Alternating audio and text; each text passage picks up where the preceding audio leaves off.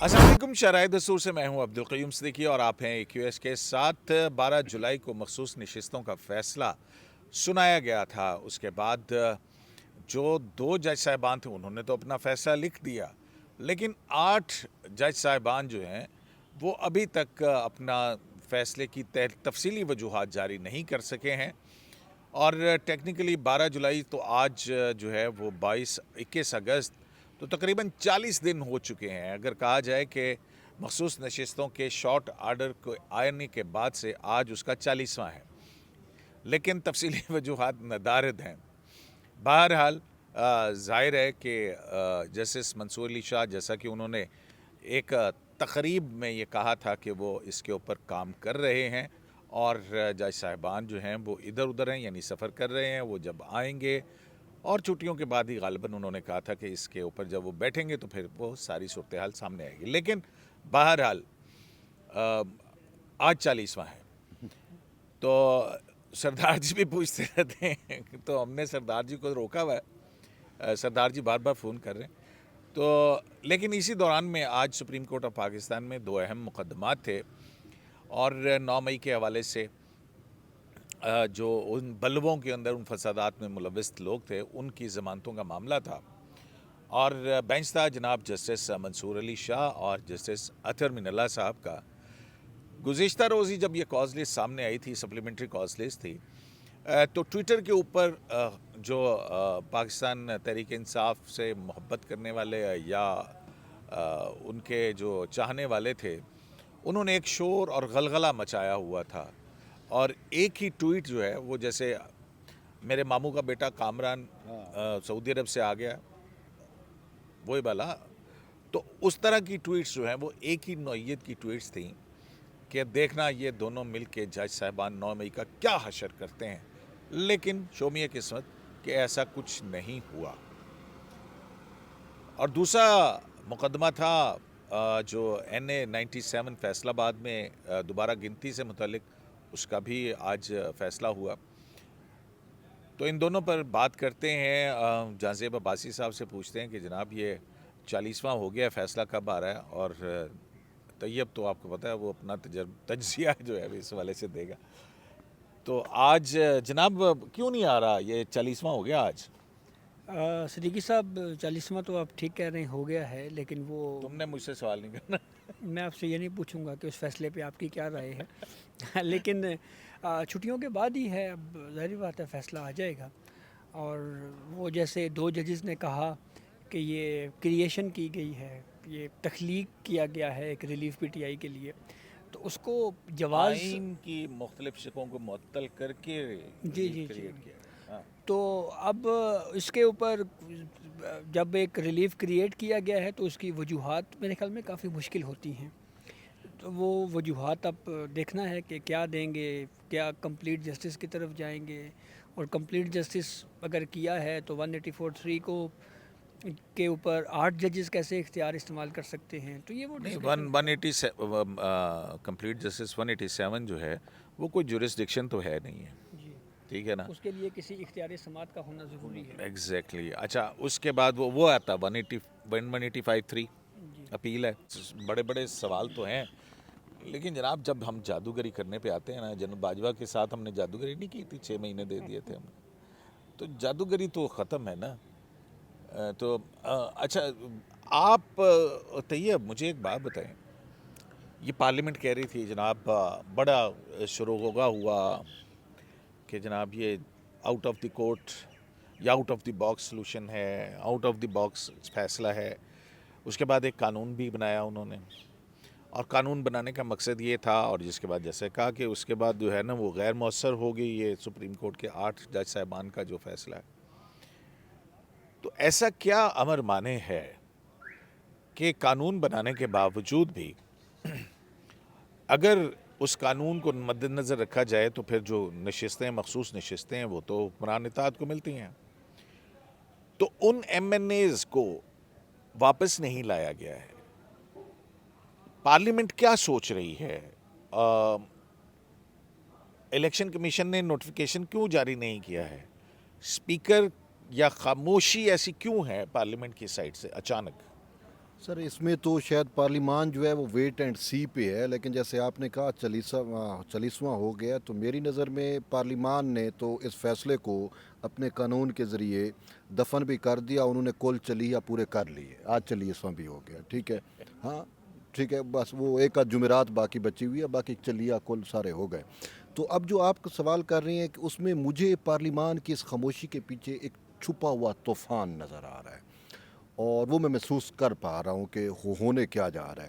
فی الحال وہ ویٹ اینڈ سی ہے، آپ کے پاس آپ پتہ ہے چیزیں بہت ساری ایسی اوپن ہوئی ہیں کہ جس کا ہم لوگ ادراک بھی نہیں کر رہے تھے کہ ایسا بھی ہو جائے گا۔ ان ایکسپیکٹڈلی ہمارا جو قومی منظر نامہ ہے، پولیٹیکلی سیاسی قومی منظر نامہ، وہ بہت حد تک چینج ہو گیا ہے۔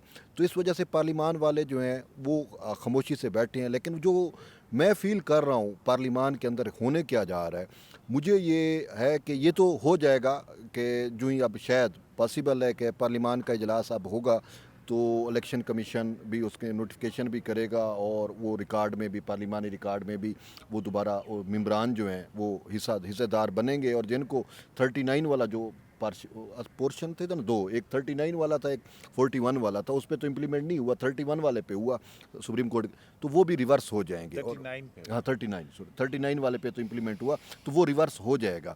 لیکن میں اس سے آگے کی سوچ رہا ہوں، پارلیمان میں یہ ایک باز گشت چل رہی ہے کہ وہ اس حوالے سے ڈیٹیل ججمنٹ کا کہیں نہ کہیں اس وجہ سے ویٹ کر رہے ہیں کہ ڈیٹیل ججمنٹ آ جائے، اس کے بعد ہم اس میٹر کو دیکھیں۔ جیسا کہ اس دن بھی ہم نے ڈسکس کیا کہ اگر مبارک ثانی والی جو ججمنٹ پارلیمان میں ڈسکس ہو سکتی ہے تو یہ بھی اب ہوگا اس میں، اور اس کا راستہ خود تحریک انصاف نے کھولا تھا۔ تو ہوگا کیا کہ ڈیٹیل ججمنٹ کو دیکھنے کے بعد میں یہ سمجھ رہا ہوں، اور مجھے نظر بھی آ رہا ہے کہ ہو سکتا ہے کہ اسپیکر قومی اسمبلی جو ہے وہ اس پہ ایک اسپیشل کمیٹی بنائے، جس میں سینیٹرز بھی شامل ہوں، قومی اسمبلی کے ممبران ہوں، اور وہ کانسٹیٹیوشنلسٹ لوگ ہوں، اور وہ اس فیصلے کو دیکھیں۔ اور 2 ججز کی تو آلریڈی رائے آ گئی، اگر وہ کمیٹی رائے دے دیتی ہے کہ یہ فیصلہ واقعی ماورا آئین ہے اور فیصلے کی فلاں فلاں چیزیں معطل کی گئیں ڈیٹیل ججمنٹ کے بعد، تو ہو سکتا ہے کہ پھر پارلیمان کچھ بڑا کرے، جو توقع کر رہے ہیں۔ اس وجہ سے وہ فی الحال ویٹ اینڈ سی پہ ہیں۔ ہاں اچھا، تو وہی میں کہہ رہا ہوں نا کہ یہ مجھے بادر کر رہی ہے چیز کہ بھئی اگر اتنی جلدی قانون بنایا، قانون مسودہ پیش کیا، پھر ایک دن کے اندر نیشنل اسمبلی نے اس کو کیا، پھر سینٹ کے اندر بھی منظور کر لیا، اور اس کے بعد صدر نے اسینٹ بھی دے دی ہے، جب قانون جو ہے وہ انفورس ہو چکا ہوا ہے، تو پھر ایسا کیا امر مانے ہے کہ جو الیکشن کمیشن کو بھی روکے ہوئے ہے اور اسپیکر بھی اس بات پہ کوئی بات نہیں کر رہے ہیں، اور جو لوگ یہ تنقید کر رہے تھے کسی کوئی کانسٹیٹیوشنل ویکیج یہ کہ وہ پلان ٹمکان، تو کیا یہ بھی ہو سکتا ہے کہ بھئی کوئی پس پردہ ڈائلاگ چل رہا ہو، آئی ڈونٹ نو، آنے والے چیف جسٹس کے ساتھ؟ قیوم صدیقی صاحب، میں آپ کو ایک چیز بتاؤں، یہ جو جوڈیشل پیکیج والی یا اس طرح کی جو باتیں کی گئی ہیں، اس کے اوپر جو میں نے کورٹ رپورٹنگ کرتے ہوئے کچھ چیزیں فیل کی ہیں، اور میں آپ کو فیکچولی کچھ چیزیں بتاؤں گا کہ اس کے لیے یہاں پہ بیٹھے ہوئے جو منصف اعلیٰ ہے نا، اس کا پولیٹیکل مائنڈ ہونا ضروری ہے۔ اگر اس کا مائنڈ پولیٹیکل نہیں ہے تو پھر آپ بے شک جوڈیشل پیکیج لائیں، پھر آپ کچھ بھی لائیں، اس کا کہیں پہ بھی کوئی فائدہ نہیں ہونا۔ اب پولیٹیکل مائنڈ کیوں نہیں ہے؟ پولیٹیکل مائنڈ ہوتا تو پریکٹس اینڈ پروسیجر قانون کے اوپر فل کوڈ بنانے کے بجائے ہمیں پولیٹکس نظر آتی۔ اگر پولیٹیکل مائنڈ ہوتا تو مخصوص نشستوں کا کیس کی جو پہلی ہیئرنگ تھی اس کی سربراہی جسٹس منصور علی شاہ نہ کرتے، اور اس میں جسٹس اطہر بن اللہ اور جسٹس محمد علی مظہر نہ ہوتے۔ اگر پولیٹیکل مائنڈ ہوتا تو اور بھی ہمارے سامنے بہت ساری مثالیں موجود ہیں۔ تو اس لیے میں اس چیز سے تو ایگری نہیں کر رہا۔ دوسری بات جو طیب نے اشاروں میں کی ہے، میں تھوڑا سا اس کو مزید میرے خیال میں اوپن کر دیتے ہیں۔ شاید طیب یہ کہنا چاہ رہے ہیں کوئی ریفرنس والی بات، کہ شاید کوئی ریفرنس آ سکتا ہے، تو اس کے اوپر میری انڈرسٹینڈنگ، اور شاید اس سے آپ بھی اتفاق کریں، کہ عدالتی فیصلوں کے خلاف ریفرنسز تو نہیں آتے، اس کے خلاف یا عدالتی فیصلوں کی بنیاد پر نہیں آتے میں ہیں، اس کی وضاحت کر رہا ہوں، لیکن اس میں جو بات ہے نا، مطلب میں یہ دیکھوں نا، اس میں تو آئین اگر قانون بنا کے اس فیصلے کا فورس جو ہے وہ ختم کر دیا گیا ہے، تو اس کا مطلب ہے کہ حکمران اتحاد کے پاس وہ ممکنہ کسی بھی آئینی ترمیم کا کی اسٹرینتھ پھر موجود ہے. تو یہ سب کچھ ہوتے ہوئے پھر یہ کیا رکاوٹ کیا ہے؟ مطلب میں یہ کہہ رہا ہوں نا, تو کیا اس کے پیچھے بھی کوئی پس پردہ اور چیزیں ہیں کہ اس فیصلے کو بنیاد بنا کے یا رکھ کے آگے کے فیوچر کے معاملات جو ہیں گیو اینڈ ٹیک ہو رہا ہو گئی؟ اس میں بہت ساری چیزیں ہیں. ایک بات تو طے ہے کہ 8 ججز, جو میں نے پارلیمان کی بات کی کہ پارلیمان ڈیٹیکٹ کرے گی, پارلیمان ضرور بیٹھے گا اس پہ, کمیٹی بیٹھے گی, وہ اس فیصلے میں دیکھے گی کہ اللیگلٹیز کہاں پہ ہیں, کون کون سے آئین کو توڑا گیا.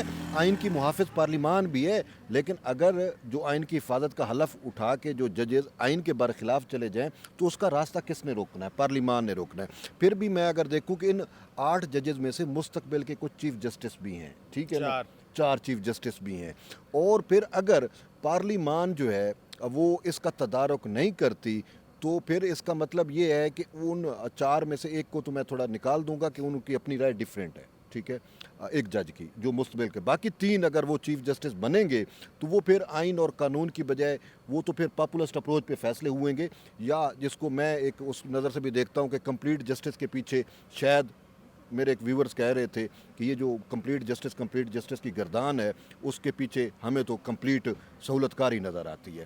تو اچھا چلیں, یہ بات ہوگی. اب میرا خیال ہے کہ ہوگی بات, کافی بات ہوگی. یہ تو لکھا ہوا بھی ہے عدالتی فیصلوں میں کہ ہمیں عدالت کو فیصلے کرنے چاہیے آئین اور قانون کے مطابق, مجھے یہ لگتا ہے سہولت کاری نہیں کرنی چاہیے. تو لکھا ہوا بھی ہے. مجھے یہ لگتا ہے کہ شاید وہ جو آپ بات کر رہے ہیں اس کے حوالے سے پارلیمان بڑے غور سے سوچ رہی ہے کہ کس طریقے سے ہم ایسے ڈگ آؤٹ کیجیے گا. آپ کے بڑے تعلقات ہیں پارلیمان کے اندر. ڈگ آؤٹ بھی کر رہے ہیں اور ہماری کوشش بھی ہے. میں تو یہاں تک چاہتا ہوں کہ آئین شکنی کا راستہ ود ان جو جوڈیشری, اب آئین شکنی, پہلے تو آئین ری رائٹ ہوتا تھا, اب آئین شکنی ہو رہی ہے, اس کا بھی راستہ پارلیمان کو ہمیشہ کے لیے روکنا چاہیے اور اسی 8 ججز کے فیصلے کو اس کی بیس بنانی چاہیے. تو جناب, آج جو مسلم لیگ نون کے جو رکن کینڈیڈیٹ تھے نا دوبارہ گنتی کے حوالے سے, تو وہ 97 حلقہ این اے, اس میں کیا ہوا؟ بینچ کون سا تھا, کیا فیصلہ دیا, کیا ہوئی؟ قیوم صدیقی صاحب, اس میں جسٹس ابین الدین خان اور جسٹس نعیم اختر افغان پر مشتمل 2 رکنی بینچ تھا, اور اس کورٹ کے سامنے ڈسکشن یہ تھی کہ جو نون لیگ کے امیدوار, نام ہے ان کے امیدوار کا, علی گور بلوچ اور سعد اللہ بلوچ. علی گور بلوچ جو ہیں مسلم لیگ نون کے, ان کے وکیل حسن رضا پاشا پیش ہوئے. تو ان کا بنیادی آرگیومنٹ اس کیس میں یہ تھا کہ جو کہ پاکستان بار کونسل کے ایگزیکٹو کمیٹی کے چیئرمین بھی تھے, اب تو بدل گئے نا, آ رہے ہیں پہلے تھے. تو اس کے اوپر ان کی دلیل یہ تھی کہ سپریم کورٹ نے حال ہی میں چیف جسٹس قاضی فائز اور وہ جو 3 رکنی بینچ نے جو فیصلہ دیا ہے جس میں یہ کہا دوبارہ گنتی کے حوالے سے کہ اگر آر او کو درخواست جائے گی تو وہ پابند ہوگا, ود ان ٹائم اگر اپلیکیشن جائے گی تو پابند ہوگا ری کاؤنٹنگ کا, اور پھر ایک لمٹ جی بھی لاء میں لکھی ہوئی ہے, اس کو بھی ڈسکرائب کیا. تو انہوں نے یہ کہا کہ اس کیس کے فیکٹس اس کیس سے ایک جیسے ہیں, ہمارا کیس جو سپریم کورٹ نے حال ہی میں ججمنٹ دیا ہے اس کے بالکل مطابقت رکھتے ہیں. تو اس پہ جسٹس نعیم اختر افغان نے ان سے کوشچن کیا. انہوں نے یہ کہا کہ آپ ہمیں ریکارڈ کے اوپر یہ اسٹیبلش کر سکتے ہیں کہ آپ نے with in the time R O کو ری کاؤنٹنگ کی درخواست دی. تو اس کے اوپر وہ کوئی بہت زیادہ کورٹ کو کنونس نہیں کر سکے, اور ڈاکومنٹس میں یہ ثابت نہیں کر سکے کہ ہم نے مقررہ وقت کے اندر ہی ری کاؤنٹنگ کی درخواست آر او کو دے دی تھی. تو جب یہ سوال کورٹ کی جانب سے کیا گیا تو ایک موقع پہ حسن رضا پاشا نے یہ کہا کہ یہ آر او جو ہے یہ بھی ہو سکتا ہے کہ یہ غلط بیانی اس نے الیکشن کمیشن میں کی ہو, کیونکہ الیکشن کمیشن میں بھی اس کی اسٹیٹمنٹ یہی تھی کہ آر او نے جو ہے وہ یہ کہا کہ ری کاؤنٹنگ کی درخواست نہیں آئی. تو جسٹس نعیم اختر افغان نے یہ کہا کہ جب یہ معاملہ جس فیصلے پہ آپ انحصار کر رہے ہیں, جب وہ الیکشن کمیشن میں گیا تھا تو وہاں پہ آر اوز نے خود ایڈمٹ کیا تھا کہ ہمارے سامنے درخواستیں آئی تھیں, لیکن ماحول اس وقت ایسا تھا, لوگ جی اور جو آر او آفس کے اطراف میں پولیٹیکل کارکنان کی تعداد بہت زیادہ تھی, حالات ایسے تھے کہ ہم اس معاملے کے اوپر کچھ کر نہیں سکے. تو انہوں نے کہا لیکن یہاں پہ آپ ایک درخواست آپ کی ہے ری کاؤنٹنگ کی, لیکن اس پہ اوپر نمبر نہیں لکھا ہوا. تو آر او نے الیکشن کمیشن میں کہا کہ آپ کی یہ ری کاؤنٹنگ کی جو درخواست ہے یہ دراصل آفٹر تھاٹ ہے, یعنی کوئی بعد میں آپ کے ذہن میں کوئی بات آئی ہے تو اس لیے جو ہے آپ نے یہ اقدام اٹھایا. تو پھر الیکشن کمیشن سے کوئی ریکارڈ منگوایا گیا تھا عدالت میں؟ میں اسی کی طرف آ رہا ہوں. تو پھر جسٹس امین الدین خان صاحب نے پوچھا کہ الیکشن کمیشن سے کوئی ہے. تو پھر ڈی جی لاء جو ہیں محمد ارشد وہ پیش ہوئے. تو ان سے جسٹس امین الدین خان صاحب نے پوچھا کہ آپ کا کیا موقف ہے, کوئی آپ کے پاس کوئی اس حوالے سے ریکارڈ ہے؟ تو انہوں نے کہا جی ہمارے جو اس وقت ریکارڈ ہے اس میں اس کے مطابق 9 فروری تک جو ہے وہ ری کاؤنٹنگ کے حوالے سے کوئی درخواست آر او کو نہیں دی گئی تھی. تو پھر اس کے بعد کورٹ نے اس درخواست کو مسترد کر دیا. مطلب آپ یہ کہہ رہے ہیں کہ نوعیت ایک ہی تھی, موقف ایک ہی تھا, لیکن فیکٹس مختلف تھے. بالکل جیسے کہ ایک کیس کے اندر کسی کو قتل کے جرم میں سزائے موت ہو جاتی ہے اور ایک جو ہے وہ بری ہو جاتا ہے. تو آپ یہ کہنا کہ جناب ایک کو تو قتل میں سزا دے دی اور ایک کو نہیں دی ہے, یہ اس طرح کا آرگومنٹ ہوگا اگر لوگ یہ کہہ رہے ہیں کہ جناب ایک فیصلے کے اندر یہ اور دوسرے فیصلے کے اندر یہ. تو بنیادی طور پر کیس کے فیکٹس اگر مختلف ہوتے ہیں تو پھر فیصلے بھی مختلف آتے ہیں. اب یہاں پہ یہ بڑی سمپل سی بات ہے کہ اس نے مقررہ مدت جو سٹیپولیٹڈ ٹائم ہے, سیکشن 95 ہے میرا خیال میں الیکشن ایکٹ کا, اس کے تحت جو ہے وہ اس نے درخواست نہیں دی اور آفٹر تھاٹ تھا اور اسٹیبلش نہیں کر سکے, تو لہٰذا ایک مختلف رزلٹ سامنے آیا کہ عدالت نے اس کی پیٹیشن ڈسمس کر دی. تو آج 9 مئی کے 2 ضمانت کے کیس تھے. طیب بلوچ صاحب, اس میں کیا ہوا؟ بینچ کون سا تھا؟ بینچ کی باڈی لینگویج کیا تھی؟ سوالات کیا ہوئے؟ دیکھیں بینچ تو ہمیں کل بھی پتہ چل گیا تھا, جیسے کہ شروع میں آپ نے بات کی کہ ٹرینڈز چل رہے تھے تحریک انصاف کے سوشل میڈیا کے اوپر, اور ایک جیسا ٹویٹ تھا اور اس میں یہ تھا کہ جی 9 مئی کے اس کا جنازہ نکال دیا جائے گا. ہاں, کچھ اس طرح 9 مئی کے بیانیے کا پورا جنازہ نکل جائے گا, کیونکہ بھئی وہ کہہ رہے تھے کہ جسٹس منصور علی شاہ اور جسٹس اطہر من اللہ کی سربراہی میں بینچ ہے. اچھا, پھر بینچ آج کورٹ کے اندر بینچ تھا, لیکن وہ ہمیں دونوں میں معزز ججز صاحبان میں وہ جوش خروش اور وہ چیز دیکھنے کو نہیں ملی. کہیں نہ کہیں جوش خروش کیا مطلب کہ کیس کو بھاگ کے دیکھنا نہیں ہوتا ہے؟ سر, بات یہ ہے کہ وہ کہیں نہ کہیں وہ اس پر کسی نہ کسی تھاٹ نہیں, آپ کیا باڈی لینگویج کیسے تھی؟ باڈی لینگویج ان کی بڑی دھیمی اور تھی کہ وہ کیس کو سے جیسے کوئی پہلو تہی نہیں کرتا, جو میں انڈرسٹینڈ کر رہا ہوں, جان چھڑانے کی کوشش میں تھے. نپٹاؤ یار. ہاں, کیونکہ ہو شاید سکتا ہے انہوں نے فیصلہ لکھنا ہو شاہ صاحب نے, فیصلہ لکھنا ہو, یہ بھی ہو سکتا ہے, لیکن کل جتنا ان کو متنازعہ کر دیا گیا. دیکھیں دوسری سائڈ تو پہلے ہی کہہ رہی ہے کہ جی یہ جو ہیں وہ کمپلیٹ جسٹس کے نام پہ جو کچھ کر رہے ہیں, لیکن کل جو تحریک انصاف نے ان کو وہ کر دیا نا, تو وہ پھر اس سے چیزیں جو ہے نا وہ تھوڑی مشکوک بھی ہو گئیں, اور وہ سوچ رہے تھے کہ یار آلریڈی انہوں نے اتنا کچھ کر دیا, اب ہم کیا کریں. تو اس وجہ سے یہ بھی تھا. اور میں ویسے بتاؤں کہ مجھے اب یہ لگ رہا ہے کہ یہ کیس ابھی شاید جلد لگے بھی نہ, کافی لیٹ چلا جائے گا, اور شاید ہو سکتا ہے چیف جسٹس نہیں تو ڈیٹ ان آفس کیوں کیا؟ مطلب وہ کوئی نیکسٹ ڈیٹ دے سکتے تھے, 7 دن بعد دیتے تھے. نوٹس دے رہے ہیں تو اس میں وہ کہہ سکتے تھے نا کہ ہفتے بعد, 2 ہفتے بعد, یا 3 دن بعد, 4 دن بعد. انہوں نے کچھ ایسا نہیں کیا. تو میٹر تھے بیسیکلی 2, ٹھیک ہے. لیکن اس کو میں پہلے تصحیح کرنا چاہوں گا کہ اس میں کل سے یہ چلایا جا رہا ہے کہ جناح ہاؤس کے ملزمان کا ضمانت کا کیس. تو بیسیکلی یہ جہاں زیب نے بھی واضح کیا کہ بیسیکلی یہ میٹر جناح ہاؤس کا تھا نہیں, یہ لاہور کی سڑکوں کے اوپر جو بلوائی جو انتشار ہوا شہر کے اندر اس سے متعلق تھا. اور یہ کوئی فوج کے ساتھ انہوں نے کو نہیں تھا, یہ جو مڈبیر ان کی ہوتی رہی پولیس کے دستوں کے ساتھ, اس پہ یہ کیس بنا ہوا ہے. جس میں کانسٹیبل کو زخمی کرنے کا الزام تھا, زخمی کیا گیا تھا سر پہ ڈنڈا مار کے. اس میں وہ جو ملزم ہے حماد, اس کے اوپر الزام بھی یہی تھا کہ اس نے جو ہے وہ ڈنڈا مارا. اور یہ آج جسٹ ایک چیز اس کیس میں بڑی انوکھی ہوئی ہے. اچھا, ہاں, ایک بہت انوکھی چیز ہے. یہ انوکھی یوں ہوئی ہے کہ ہمیں تو توقع تھی, لیکن ویورز کے لیے بھی ہم تھوڑا آسانی کر دیں کہ جو تحریک انصاف کے بانی چیئرمین کا پوائنٹ آف ویو ہے ثانیہ 9 مئی سے متعلق, آج جسٹس اطہر من اللہ نے بالکل وہی پوائنٹ آف ویو اٹھایا ہے, اسی لائن پہ گیا جو میں سمجھتا ہوں. کیسے کہ CCTV فوٹیج منگوائی جائیں, چیزیں دیکھی جائیں, اور وہ بھی یہی کہتا ہے CCTV فوٹیج دیکھی جائیں. اور اسی طرح بالکل انہوں نے کہا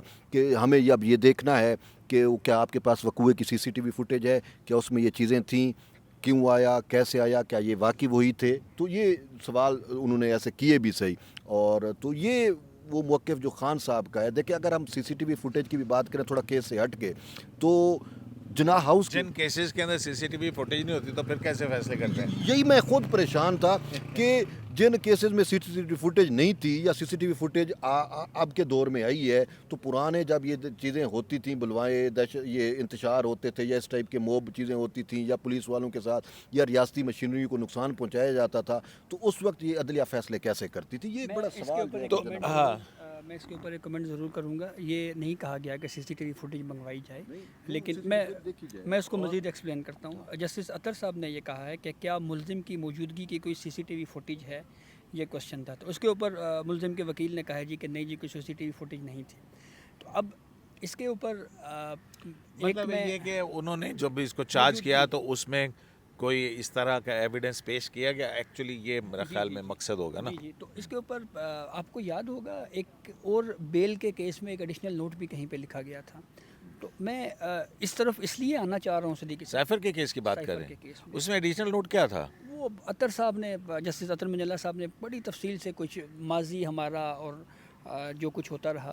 تو میں اس کے اوپر وہ جو سیاست کے اوپر مضمون ہر فیصلے کے اندر ان کا ہوتا ہے ایک پورا پولیٹیکل جو ہے نا پاکستان کی سیاسی تاریخ کے تناظر کے اندر وہ آج کے فیصلے کرتے ہیں، ایون کرمنل کیس کے اندر. آپ نے اپنی بات یہیں سے شروع کرنی ہے. لیکن یہ ثانیہ 9 مئی سے مجھے یاد آیا کہ جب خان صاحب کو بلایا گیا تھا، 11 مئی کو بلایا گیا تھا نا، 11 مئی کو جب بلایا گیا تھا گڈ ٹو سی یو میں، تو جب میری آڈیو لیک ہوئی تھی خواجہ طارق صاحب کے ساتھ، منتے تاریخ ہی نہیں بھول رہی. ہاں، اطہر من اللہ صاحب بھی وہاں پہ بینچ میں موجود تھے، اور اطہر من اللہ صاحب نے یہ کہا تھا، خان صاحب کو کہا کہ آپ معذرت کر لیں، تو انہوں نے معذرت نہیں کی تھی. ٹھیک ہے، وہ بھی چیز آن دی ریکارڈ ہے. پھر انہوں نے کہا تھا کہ یہ جو کچھ واقعہ ہوا یہ بڑا اندوہناک ہے، یہ اطہر من اللہ کے ورڈ تھے، اور انہوں نے کہا تھا کہ میں اس کے اوپر نوٹ لکھوں گا. لیکن ابھی تک ان کا یہ نوٹ بھی نہیں آیا. بس یہ میں وہ ایسے زبانی آبزرویشن انہوں نے دی. باقی تو ہر فیصلے میں وہ نوٹ لکھ لیتے ہیں جس پہ انہوں نے زبانی طور پہ انہوں نے لکھا تھا اس ججمنٹ کے اندر لکھا ہوا کہ میرا ایڈیشنل نوٹ ہوگا، نہیں لکھا ہوا. وربلی تو کہا تھا. ہاں ٹھیک ہے. اچھا سر، میں یہ کہنا چاہ رہا ہوں کہ بہت سارے سپریم کورٹ نے ہائی کورٹ کے فیصلے صرف اس بیس کے اوپر اڑائے ہیں کہ ہائی کورٹس نے بیل دیتے وقت میرٹس کے کیس کے میرٹس کو ڈسکس کیا اور ان فیکٹس کو ڈسکس کیا جو ٹرائل کورٹ کا کام تھا. ہاں، جس کی وجہ سے پریجوڈس ہو گیا کیس. تو وہ متاثر ہو سکتے ہیں. تو اس لیے یہ سی سی ٹی وی فوٹیج کے حوالے سے میرے خیال میں یہ کوشچن جو ہے، اور یہ آگے اگر یہ اسی بینچ میں اگر یہ کیس لگا تو ہو سکتا ہے پھر یہ مزید جو چیزیں آگے بڑھیں، میرے خیال میں نہیں بڑھنی چاہیے. دیکھیں پروسیکیوشن کو دیکھیں نوٹس تو کیا ہے نا. دیکھیں بات یہ ہے کہ اس کو نوٹس کر کے اور پھر اس کے بعد ہی بیل لیں گے نا. یہ کوئی مخصوص نشستوں کے کیس تھوڑی ہے 15 منٹ میں بلا کے سٹے کیا اور پھر چلے گئے. امریکہ بھی جانا تھا تو ابھی نہیں جانا ہوگا نا، تو اس لیے انہوں نے غیر معینہ مدت کے لیے ملتوی کر دیا. اچھا یہ ہیں یہ پری اریسٹ بیل کی دونوں درخواستیں، نمبر 1. نمبر 2، ہم نے یہ سپریم کورٹ میں یہ دیکھا ہے کہ ضمانت کے لیے جب کسی کو ضمانت دی جاتی ہے تو اس میں کورٹ زیادہ سے زیادہ یہ دیکھتی ہے کہ اس بیل کو مس یوز نہ کرے کوئی ملزم، یا کورٹ کی پریمیسز سے یا ایبسکونڈ نہ ہو جائے، مفرور نہ ہو جائے. تو یہ اس حد تک چیزوں کا تو جائزہ لیتی ہے ہماری سپیریئر کورٹس، لیکن فیکٹس کو یا وہ شواہد جو جی اس کے اوپر بات نہیں ہونی چاہیے. اچھا نہیں وہ ٹھیک ہے. تو دوسرے جو فیصلہ آباد میں تھے وہ کیا نام تھا؟ کوئی ایم پی اے صاحب ہیں، کیا نام ہے ان کا؟ لطیف نظر صاحب. اس کی پوری تفصیل آپ سے شیئر کرتا ہوں. ایک تو لطیف وہ خود بھی پیش ہوئے تھے آج. تو اس کا مطلب ہے کہ وہ تو پری ریسٹ بیل تو نہیں ان کو چاہیے، یا اگر مفرور ہیں تو پھر وہ گھوم کیسے رہے ہیں؟ ہاں جی، وہ رکن صوبائی اسمبلی ہیں لطیف نظر، تو ان کی پری اریسٹ بیل تھی. اور نہ اس 2 رکنی بینچ نے جو جسٹس منصور علی شاہ اور جسٹس اطہر من اللہ صاحب ہیں، انہوں نے آرڈر میں یہ لکھوایا ہے کہ ہم اس کو پری اریسٹ بیل دے رہے ہیں. بلکہ ہوا یہ کہ ایک معاون وکیل پیش ہوئے ہیں، تو انہوں نے کہا جی کہ ہمارے جو مین وکیل ہیں ملک محمد اکرم، وہ اچانک بیمار ہو گئے ہیں. تو جسٹس منصور صاحب نے پوچھا کہ آپ ہم سے ایڈجرمنٹ چاہ رہے ہیں؟ تو انہوں نے کہا ہاں جی ایڈجرمنٹ اگر کر دیں، اس کیس کو ایڈجرن کر دیں. تو انہوں نے کہا جی کہ آپ کے موکل جو ہیں وہ کورٹ میں موجود ہیں. تو وہ جو ایم پی اے صاحب تھے وہ اپنی نشست کے اوپر کھڑے ہوئے، تو انہوں نے کہا جی یہ موجود ہیں. تو انہوں نے کہا اچھا ٹھیک ہے، بس ڈیٹ ان آفس، اور یہ کہہ کے جو ہے وہ کیس ایڈجرن کر دیا. چلیں بہت شکریہ آپ کا. تو جناب 12 جولائی مخصوص نشستوں کا فیصلہ 40 دن یعنی کہ آج 40واں ہو گیا اس کا. پارلیمنٹ نے قانون بھی بنا دیا اور حکومتی مہلکار یہ کہتے ہیں کہ وہ اس کے ذریعے سے 8 رکنی بینچ کا فیصلہ غیر مؤثر ہو گیا. لیکن اگر یہ فیصلہ غیر مؤثر ہو گیا تو اسمبلی اجلاس کے اندر وہ ایم این ایز کیوں نوٹیفائی نہیں کیے گئے ہیں اور یہ کس چیز کے اوپر سوچ و بچار ہو رہی ہے, اس کے پیچھے کیا کہانی ہے. اور دوسری بات یہ ہے کہ ہر مقدمہ اس کے فیکٹس الگ ہوتے ہیں اور یہ اس قسم کے پروپیگنڈے کہ اب پلان سی تے پلان ڈی تے پلان ایف تے پلان فلانا فلانا فلانا. شرائع دستور سے عبد القیوم صدیقی کو اجازت دیجیے. اللہ نے